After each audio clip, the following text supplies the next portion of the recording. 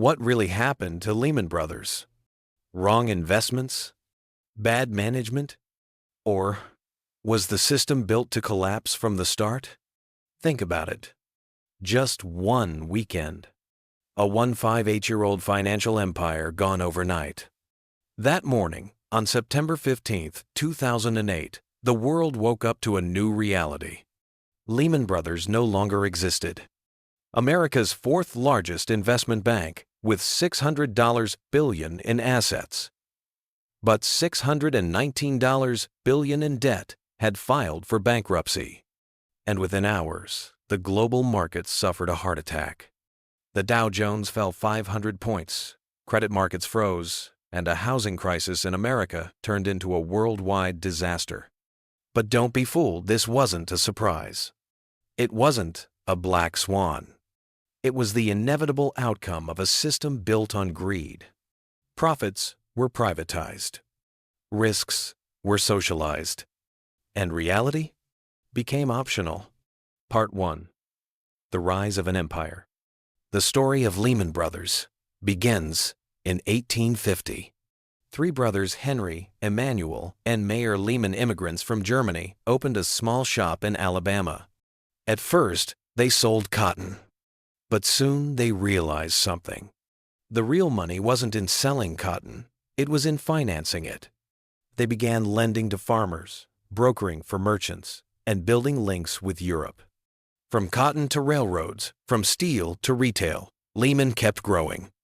By the 20th century, they had survived the Civil War, 2 world wars, and the Great Depression.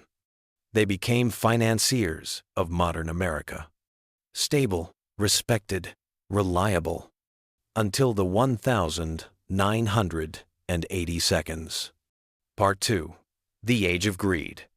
Then came the Reagan era, and with it, a new philosophy: deregulation. Rules loosened, oversight faded, and banks were given freedom. The Glass-Steagall Act, which once limited risk, was slowly dismantled. Debt stopped being a danger and became a weapon. Lehman was no longer a banker. It became a gambler. Real estate, bonds, derivatives.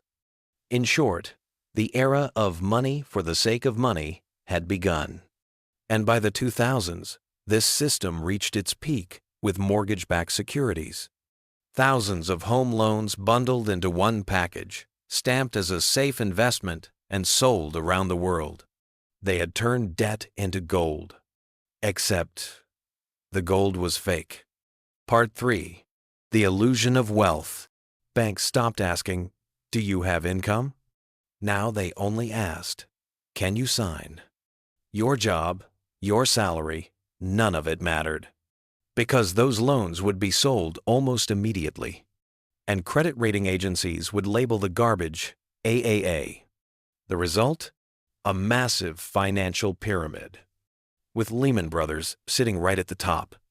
By 2007, Lehman held $600 billion in assets, but only $22 billion in real equity. That's a leverage ratio of 30 to 1. For every dollar, they borrowed 30. This wasn't investing, it was financial Russian roulette. But nobody cared. Stocks were rising, bonuses were flowing, and the bubble was inflating. Part 4. The Emperor's Fall. At the top sat Richard Dick, fooled, proud, stubborn, obsessed with the Lehman legacy. Between 2000 and 2008, he earned nearly $500 million. But the empire beneath him was rotting. When the warning signs appeared, Fould dismissed them all. "These are just rumors," he said. But math doesn't care about rumors. The housing market was collapsing. Lehman's debts outweighed its assets. And by September 2008, the tide had gone out. Bear Stearns was rescued. Fannie Mae and Freddie Mac too. Lehman expected the same. But that night, Washington said no. Part 5. The Collapse. On the morning of the 15th of September 2008, Lehman Brothers died, and the financial system froze. Banks no longer trusted each other. No one knew who would fall next. Credit stopped flowing. Money stopped moving. It was a financial cardiac arrest. And panic spread across oceans in minutes.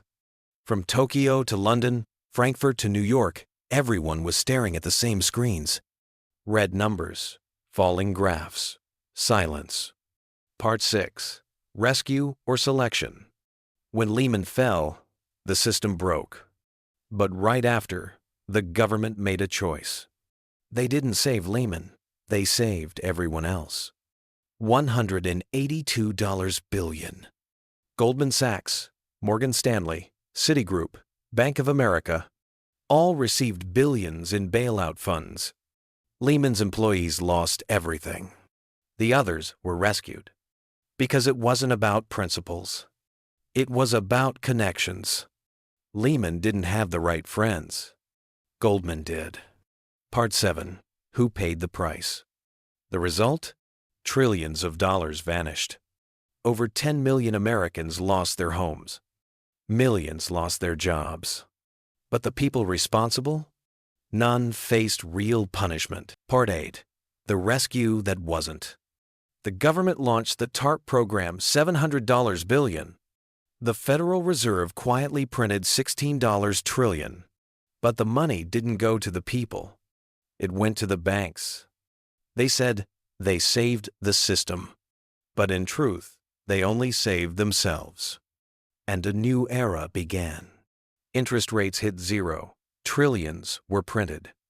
But the cash flowed into stocks, real estate, and assets, not the real economy. The rich got richer, and the middle class got crushed. Part 9. The fake recovery. Markets soared, but wages stagnated. Unemployment fell, but cost of living rose. It wasn't recovery, it was illusion. 2008 was a warning. But instead of learning, the world doubled down. A new model was born. The government will always bail us out. Part 10. Today. Every crisis follows the same script. The bubble bursts. The central bank prints money. The crisis is delayed, and the system grows even weaker. Then came the pandemic.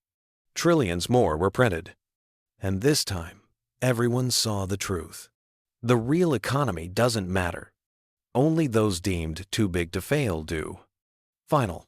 The true legacy of Lehman. Lehman Brothers wasn't just a bank.